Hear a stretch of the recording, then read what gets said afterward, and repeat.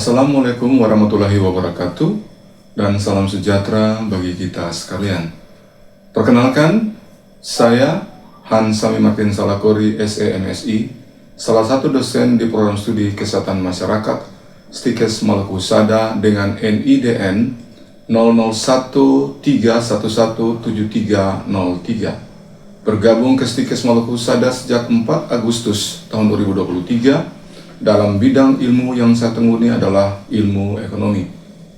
Pada kesempatan ini, saya akan menyampaikan pernyataan diri dosen dalam unjuk kerja Tridharma Perguruan Tinggi atau PDD UKT PT, khususnya dalam aspek pengajaran pada mata kuliah Ekonomi Kesehatan. Proses perkuliahan pada mata kuliah Ekonomi Kesehatan menggunakan metode DIA, Delivery, Interaction, and Assessment. Delivery adalah bagaimana proses transfer pengetahuan dari dosen kepada mahasiswa. Interaction adalah bagaimana interaksi antara dosen dan mahasiswa selama proses perkuliahan. Dan assessment adalah bagaimana penilaian akhir terhadap mahasiswa harus dilakukan secara terstruktur dan objektif. Mata kuliah Ekonomi Kesehatan dengan bobot 2 SKS diajarkan pada semester 4 dengan kode mata kuliah KN 03021. Mata kuliah Ekonomi Kesehatan membahas konsep dan prinsip ekonomi dalam sistem pelayanan kesehatan, meliputi analisis permintaan dan penawaran, pembiayaan kesehatan, asuransi kesehatan, ekonomi rumah sakit, serta evaluasi ekonomi kesehatan sebagai dasar pengambilan keputusan berbasis evidence. Adapun capaian pembelajaran mata kuliah meliputi mampu mengidentifikasi dan menyebutkan konsep dasar ekonomi kesehatan. Yang kedua, mampu menjelaskan konsep permintaan dan penawaran kesehatan. Yang ketiga, mampu menghitung dan menggunakan indikator ekonomi kesehatan. Yang keempat, mampu menggunakan dan menghubungkan konsep ekonomi kesehatan dalam sistem pembiayaan dan pelayanan kesehatan.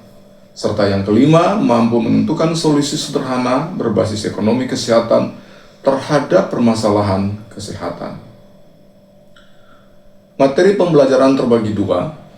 Yang pertama adalah teori dan yang kedua adalah praktik.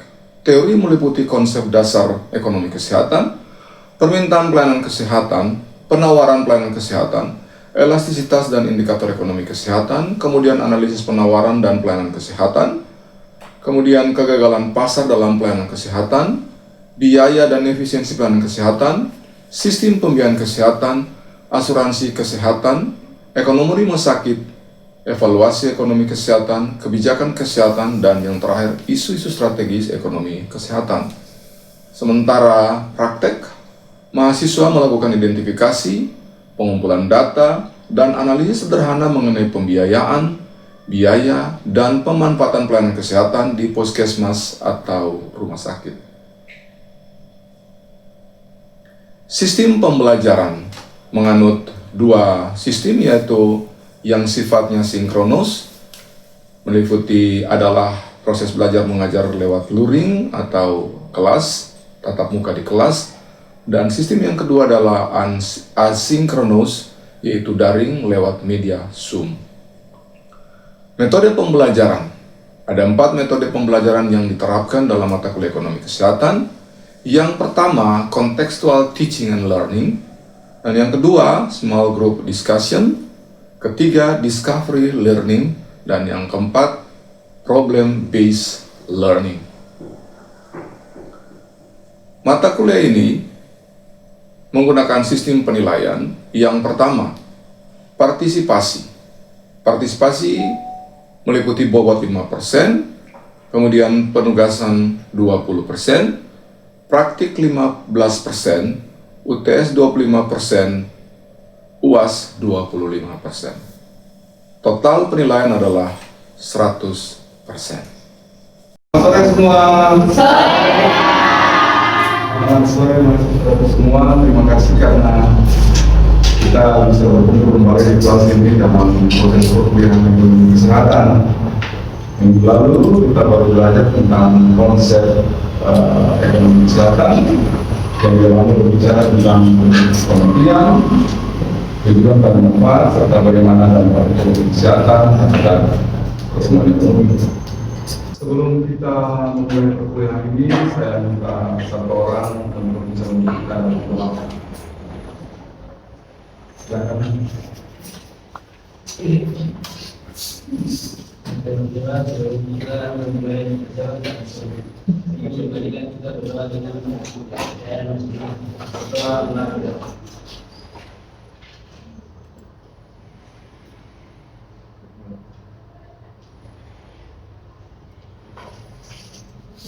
Ya, berdoa selesai. Terima kasih. Ya, kemarin kita ada di pertemuan pertama dan kita belajar banyak tentang bagaimana konsep ekonomi kesehatan.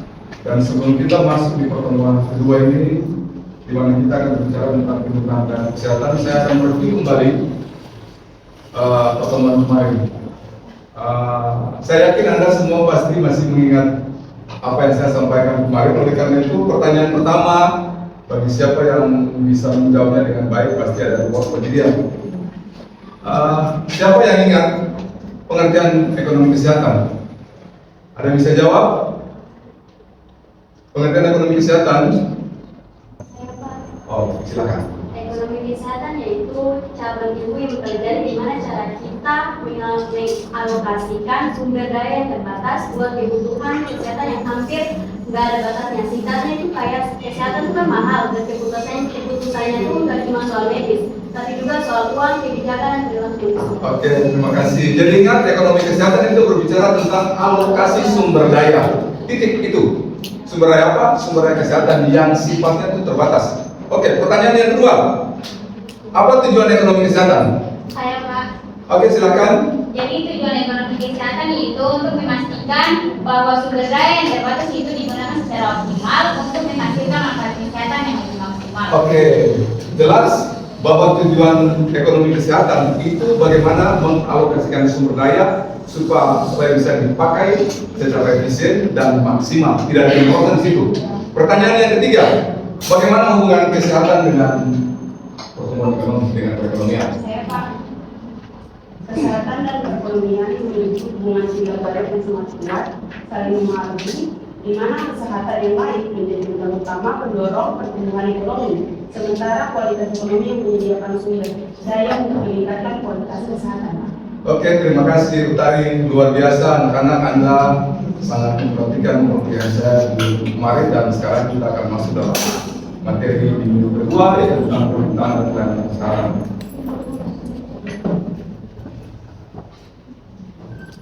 Ya, materi kita di hari ini kita akan berbicara tentang konsep dasar dana kesehatan, karakteristik permintaan dana kesehatan, hukum permintaan dana kesehatan, fungsi permintaan dana kesehatan, kemudian kurva permintaan dana kesehatan, determinan permintaan dana kesehatan, dan model ekonomi permintaan dana kesehatan.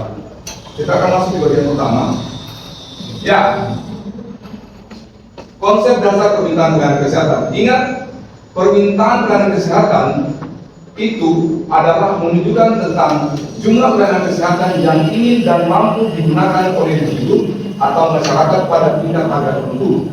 Jadi, permintaan itu berkaitan dengan jumlah barang dan jasa kesehatan yang diminta, ya, yang ingin digunakan. Catat baik, di situ ada kata mampu, ya. Sekali lagi di situ ada ingin dan kata mampu yang digunakan oleh individu atau masyarakat pada tingkat harga tertentu. Ada 3 variabel penting: ingin, kemudian mampu, ya, yang berikut adalah pada tingkat harga tertentu. Dan itu sebenarnya menjadi constraint atau batasan. Ingat sekali lagi, itu adalah constraint atau batasan. Jadi ketika orang ingin merealisasikan keinginannya, kebutuhannya, dia selalu akan berhadapan dengan persoalan faktor-faktor yang mempengaruhi seperti kemampuan membayar. Kita catat tingkat harga itu berkaitan dengan kemampuan membayar. Kalau orang tidak punya kemampuan membayar, tidak akan terrealisasi permintaan. Tapi kalau dia punya kemampuan membayar, maka permintaan itu akan terrealisasi. Yang berikut ada asuransi kesehatan, akses layanan, kemudian informasi dan pengetahuan serta karakteristik. Dari pengertian ini tadi saya sudah jelaskan, kita akan ketemu 2 jenis permintaan pelayanan kesehatan. Pertama, permintaan yang sifatnya efektif. Yang kedua, permintaan yang sifatnya tidak efektif. Efektif itu bisa terrealisasi karena akses informasi baik, pengetahuan baik, dan dia punya sejumlah dana. Entah itu dia punya uang sendiri berupa out of pocket ataupun berupa asuransi. Tapi kalau dia gagal di akses layanan kesehatan, informasi yang tidak baik, lalu kemudian dia punya sumber keuangan juga tidak ada, dia tidak punya asuransi kesehatan, maka permintaan itu akan bersifat tidak efektif. Gitu ya? Sampai di sini paham? Oke, kalau gitu saya ingin tahu dari Anda, apa sih itu permintaan pelayanan kesehatan? Permintaan pelayanan kesehatan itu adalah pelayanan kesehatan yang ingin dan mampu digunakan oleh individu atau masyarakat pada tingkat tertentu atau dari tertentu. Oke, terima kasih. Saya terima kasih karena Anda memperhatikan pembicaraan saya dari awal. Nah, sekarang kita masuk ke karakteristik permintaan pelayanan kesehatan. Ingat bahwa permintaan pelayanan kesehatan itu memiliki karakteristik khusus yang membedakan dari permintaan barang dan jasa umum. Ya, kalau kita minta barang dan jasa umum itu selalu berkaitan dengan harga. Tapi perlakuannya berbeda untuk pelayanan kesehatan. Karena apa? Satu, dipengaruhi oleh kebutuhan medis. Orang sakit, baru dia pergi ke dokter, atau dia butuh rawat inap, ya, dia butuh tindak lanjut untuk perawatan itu. Ya, hal yang kedua, tidak selalu berdasarkan keinginan konsumen. Memang benar, saya bilang kata sakit itu potong rambut, ya kan? Jadi sakit datang tanpa kita butuhkan. Waktu kita pergi berobat, tenaga medis dokter suruh kita harus berobat ini, harus rawat inap dan segala macam. Kita tidak pernah atur, gitu ya. Yang berikut dipengaruhi oleh kemampuan membayar. Tadi saya katakan tuh, kalau kau punya kemampuan membayar, maka kau punya akses terhadap layanan kesehatan itu akan semakin baik. Maka sebenarnya kecenderungannya, ketika kebetulan punya kemampuan membayar, kita punya kemampuan membayar, dia akan akses layanan kesehatan lebih baik, gitu ya. Yang berikut dipengaruhi oleh asuransi kesehatan. Tadi saya bilang tuh, di satu ada kemampuan membayar, tapi di satu sisi juga ada asuransi. Kalau ada asuransi kesehatan, baik itu yang sifatnya swasta maupun sifatnya sosial seperti BPJS Kesehatan, DKM KIS, itu pasti akan mendorong orang punya permintaan untuk terus mengakses layanan kesehatan. Yang berikut, cenderung inelastis untuk layanan tertentu. Inelastis artinya responnya itu tidak perlu dengan harga. Bayangkan saja kalau orang kanker, apakah dia perlu dengan harga? Kalau dia patah tulang yang segera harus operasi, atau ya rawat inap gawat darurat, apa dia mesti dengan harga? Tidak kan? Dia tidak ke harga. Itu akan terjadi dengan sendirinya. Dia akan mengakses layanan kesehatan. Mau dapat dari mana kan? Dapat dari mana? Tetapi dia harus menggunakan kesehatan itu. Oke? Paham semuanya? Paham. Kalau gitu kita masuk ke pertanyaan berikut. Karakteristik layanan kesehatan. Siapa yang bisa jawab? Karakteristik permintaan pelayanan kesehatan pun yang pertama dipengaruhi oleh kebutuhan pelayanan medis. Permintaan pelayanan kesehatan muncul karena seseorang membutuhkan pengobatan, pemeriksaan, atau pencegahan penyakit, bukan sekedar keinginan dari pasien tersebut. Kedua yaitu tidak selalu berdasarkan keinginan konsumen atau pasien. Ketiga, dipengaruhi oleh kemampuan membayar. Semakin tinggi kemampuan ekonomi seseorang, semakin mudah ia mengakses dan menggunakan pelayanan kesehatan. Keempat, dipengaruhi oleh asuransi kesehatan seperti BPJS Kesehatan, dapat meningkatkan penggunaan pelayanan kesehatan karena biaya yang ditanggung menjadi lebih ringan. Kelima, cenderung inelastis untuk pelayanan tertentu. Keenam, yaitu dipengaruhi oleh faktor non-harga. Baik, terima kasih Pak. Oke, terima kasih, luar biasa. Kita akan masuk ke slide berikut, itu tentang hipotesis atau hukum permintaan pelayanan kesehatan. Tadi, ketika saya buka kuliah, saya sudah mengatakan mengenai pengertian pelayanan kesehatan itu permintaan pelayanan kesehatan. Dia berkaitan dengan harga, kemampuan membayar atau harga pada grade tertentu. Artinya bahwa kemampuan pelayanan kesehatan itu selalu berhubungan dengan harga. Ya, hukum permintaan itu menyatakan bahwa dia memiliki asumsi gini: semua variabel dianggap konstan atau ceteris paribus, dianggap tidak berpengaruh, dianggap tetap. Ya, yang dianggap berpengaruh hanyalah variabel harga. Oleh karena itu, hukum permintaan pelayanan kesehatan mengatakan bahwa kenaikan harga pelayanan kesehatan akan menyebabkan jumlah yang diminta menurun. Kenaikan harga pelayanan kesehatan akan menyebabkan jumlahnya permintaan yang menurun. Tetapi kalau harga pelayanan turun, sebaliknya permintaan pelayanan kesehatan itu akan naik. Jadi di sini menggambarkan bahwa pengguna layanan kesehatan itu peka terhadap harga. Dia respon untuk mengakses pelayanan lebih ketika harga layanan kesehatan turun. Tetapi jika harga layanan kesehatan itu naik, maka permintaan layanan kesehatan itu akan turun. Dia bentuknya sederhana saja nih. Kalau kita perhatikan, pola hubungan itu adalah negatif. Sekali lagi, pola hubungannya negatif. Kalau harga naik, harga barang naik, harga kesehatan naik, maka permintaan itu akan turun. Yang berikut, kalau harga layanan kesehatan itu turun, maka permintaan layanan kesehatan itu akan naik. Ingat, dalam konsep ini kita akan memahami sungguh bahwa setiap pengguna layanan kesehatan atau konsumen itu berhadapan dengan yang namanya memaksimumkan manfaat. Ya, manfaat yang dia dapatkan dia akan memaksimumkan ketika harga itu turun. Maka kita lihat di depan ada kurva permintaan yang muncul. Bentuknya adalah seperti ini. Sumbu vertikal adalah harga dan sumbu horizontal adalah kuantitas barangnya. Tadi teorinya bilang jelas, hukumnya bilang jelas. Kalau pada tingkat harga tertentu seperti begini, kalau harga naik, maka kecenderungan permintaan akan turun.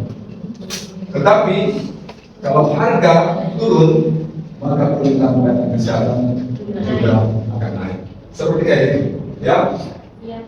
Maka tadi saya sudah jelaskan dia punya hubungan dengan negatif. Kita lanjut. Kita lanjut pada slide yang keempat.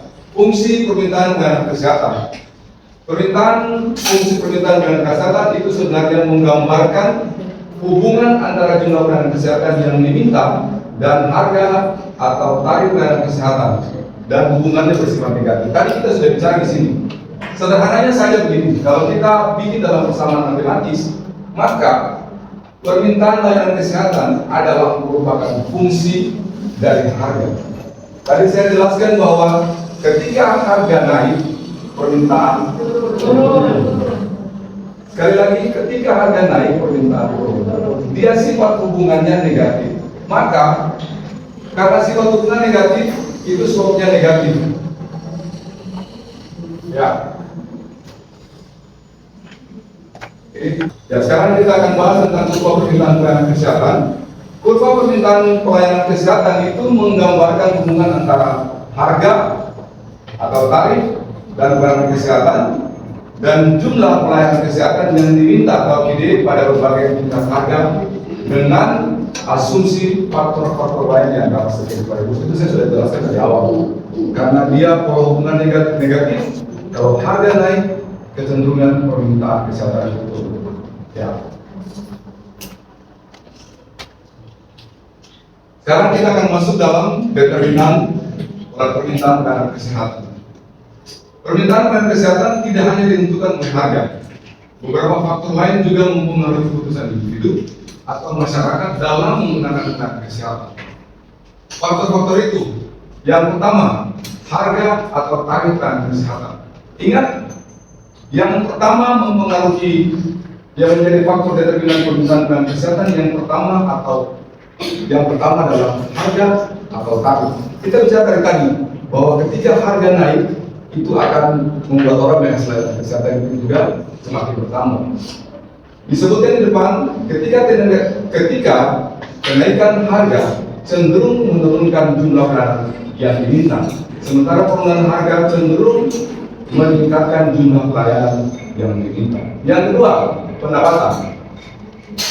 Semakin tinggi pendapatan, semakin besar kemampuan membayar pelayanan kesehatan. Jadi orang punya pendapatan semakin tinggi, itu posisi powernya semakin bertambah, atau kemampuan membayarnya semakin bertambah. Yang berikut, pendapatan yang rendah dapat membatasi pemanfaatan pelayanan kesehatan. Variabel kedua, status kesehatan. Kondisi sakit atau risiko penyakit yang lebih tinggi itu pasti akan meningkatkan kebutuhan akan pelayanan kesehatan. Maka semakin buruk status kesehatan, semakin besar permintaan pelayanan kesehatan. Ya, yang berikut, variabel keempat adalah kepemilikan asuransi kesehatan. Asuransi kesehatan itu akan mengurangi biaya. Sekali lagi, asuransi kesehatan akan mengurangi biaya. Oleh karena itu, semakin luas perlindungan asuransi, semakin besar kemungkinan seseorang menggunakan pelayanan kesehatan. Variabel yang keempat, akses pelayanan kesehatan. Akses yang mudah dan jarak tempuh yang dekat itu membuat seseorang akan lebih cenderung untuk mengakses pelayanan kesehatan. Tetapi kalau semakin jauh ditambah dengan ongkos transport, orang kembali akan mempertimbangkan apakah saya harus pergi atau tidak. Yang berikut, informasi dan pengetahuan ini paling banyak nih. Orang punya pengetahuan yang tidak tepat tentang pelayanan kesehatan, maka dia tidak pernah akan dengan maksimal melaksanakan kesehatan. Saya pernah terangkan buat Anda, saya punya kasus penelitian tentang pemanfaatan tenaga medis di Desa Riang, Negeri Riang. Itu punya dampak paling besar loh, karena orang tidak tahu dia punya hak, tidak tahu apa yang dilakukan, manfaat-manfaat apa yang didapatkan proses pelayanan, dia tidak mengakses itu. Akibatnya di Desa Riang sana itu orang yang menggunakan fasilitas kesehatan itu sangat rendah sekali. Ya, yang berikut karakteristik demografi, umur sudah pasti sangat mempengaruhi. Yang berikut jenis kelamin dan juga karakteristik umur. Kita masuk di slide yang berikut. Ya, modal ekonomi permintaan pelayanan kesehatan. Nah, ini paling penting nih.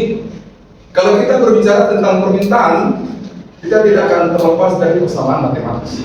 Karena ini sifatnya proyeksi, ini sifatnya peramalan. Dia menghitung dan dia memprediksi.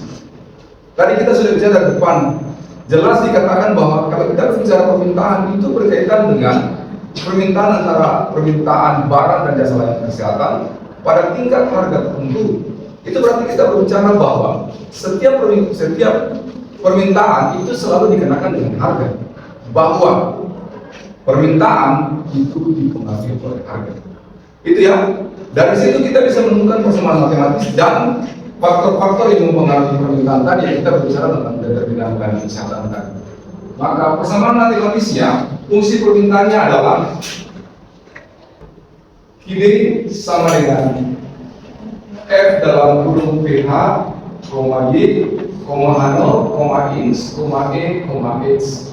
Atau dibacanya sederhana dalam persamaan matematis bahwa permintaan kesehatan itu adalah merupakan fungsi dari harga pelayanan kesehatan yang berikut pendapatan individual atau rumah tangga, kemudian status kesehatan awal, kemudian cakupan asuransi kesehatan atau insurance coverage, kemudian tingkat pendapatan atau education, dan yang terakhir adalah INS atau faktor demografi. Di dalamnya ada usia, struktur keluarga, jumlah anggota keluarga, dan lain-lain. Ya, karena kita lihat pengaruhnya. Kita kembali dari saya sudah terangkan, kita lewatkan harga saja. Kalau harga naik itu pasti permintaannya turun. Bagaimana dengan pendapatan? Tadi kita juga sudah bicara ke depan bahwa semakin besar pendapatan, semakin besar kemampuan membayar sehingga permintaan cenderung meningkat. Yang berikut, status kesehatan awal atau AMOL. Kondisi kesehatan yang lebih buruk atau risiko penyakit yang lebih tinggi meningkatkan kebutuhan layanan kesehatan. Itu sudah pasti, karena kalau orang sehat-sehat saja, mana mungkin dia mau pergi akses layanan kesehatan, ya kan? Kalau sehat-sehat dia tidak peduli itu. Ada banyak orang yang berjalan bahwa bilang kata pos sakit, dia tidak peduli. Tapi waktu dia sakit itu, apalagi kalau dia punya pendapatan dan dia punya akses, dia langsung pergi ke rumah sakit. Bila perlu cari rumah sakit yang terbaik. Saya sudah bilang berkali-kali, saya punya kasus itu di Manokwari. Uang banyak ini yang sebenarnya berobat jantung itu tetap bisa di yayasan harapan kita. Tidak, orang harus pergi ke Penang. Bahkan yang menurut mereka sudah punya anak, padahal itu baru nikah 1-2 tahun saya, tapi karena punya uang banyak, mereka pergi ke Penang untuk anak itu sudah. Karena apa? Dia punya pendapatan yang semakin tinggi. Oke. Yang berikut,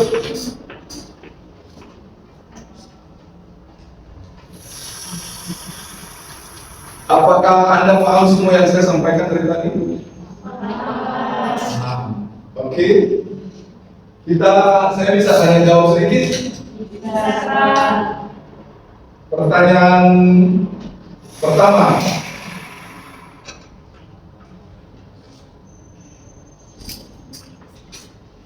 Siapa yang bisa sebutkan determinan permintaan kesehatan? Saya, Pak. Silakan, Nom. Ya, seperti yang tadi Pak sudah banyak jelaskan, determinan permintaan pelayanan kesehatan itu ada terdiri dari 7.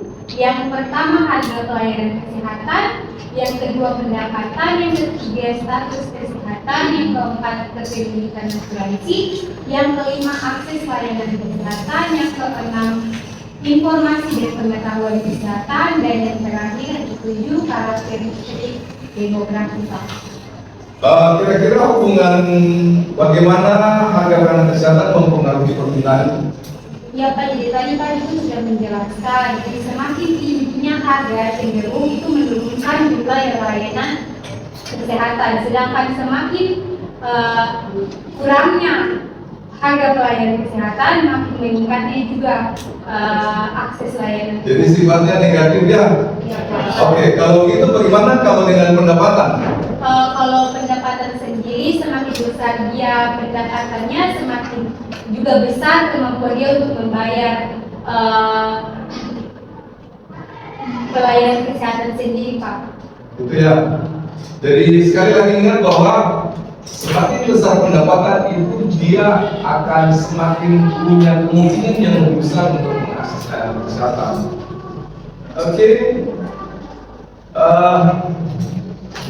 Saya terima kasih karena Anda tidak biasa mengikuti perkuliahan saya di sore hari ini. Anda begitu memperhatikan, menjawabnya juga dengan enak dan luar biasa.